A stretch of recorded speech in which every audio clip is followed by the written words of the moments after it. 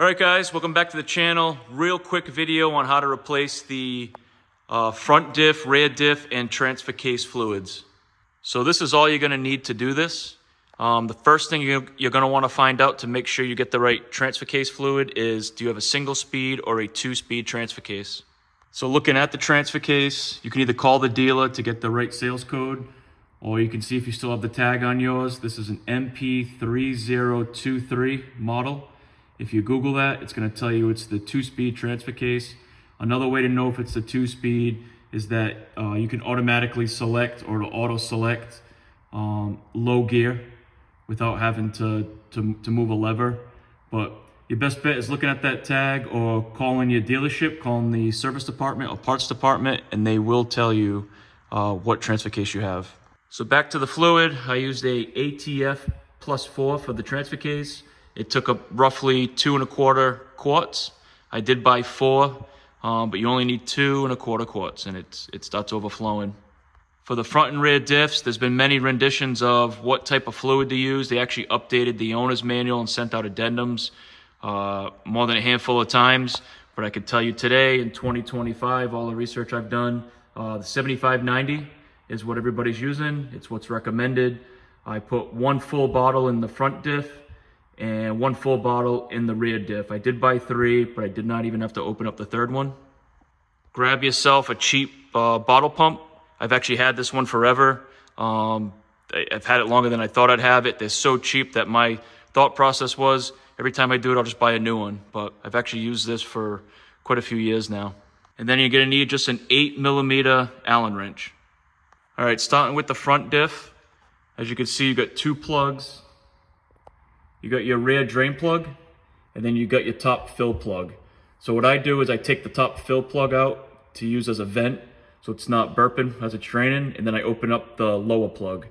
You're gonna wanna take your time with this. If you could do it while it's warm, even better. This oil is really thick, and it's gonna be draining off the ring gears and off the case, so you could leave quite a bit of oil in there if you don't take your time. So open that drain and just let it really drain itself out.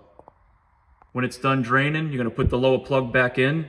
You're gonna put your bottle pump into that top hole, and you're gonna pump the oil in there. Like I said, when I got right to the end of that first quart, it started overflowing and coming out. So you take your tube out, make sure that when it slows down, pump a little bit more oil in there. And if it comes out even faster, you know that the level's up here. You could also put your pinky finger inside, just make sure it's topped off, but you'll tell that you're overflowing it. When it's overflowing, let it drain a little bit till it slows down. Put that top plug in, tighten them up, and you're done.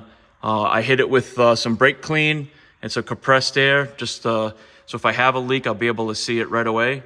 But that's it, that's all it's to it. Rear diff is the same thing, except the plug's in the rear on the bottom, and then the fill plug, see if I can get it.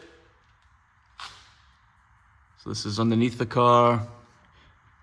It's kind of hard to get, but you could see from where the oil was draining, it's right there at the top of the case.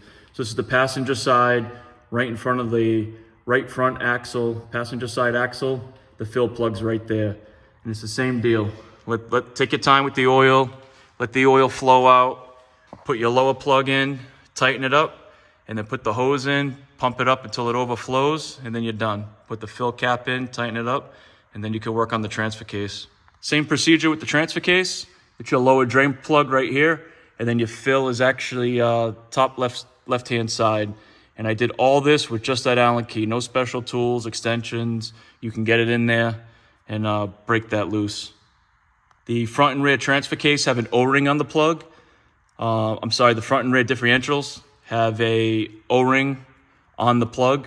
The transfer case does not. It's an MPT tapered plug, so you do want to put some Teflon tape or putty to seal it up. Same thing, brake clean, clean it up really well so you can check for leaks after you take it for a ride. This is what I use for thread sealant, Loctite 567. I use this in industrial applications all the way down to homeowner stuff, residential stuff. It's really good thread sealant. It's pliable. It doesn't get hard and crack. It stays pliable. Just highly recommend 567.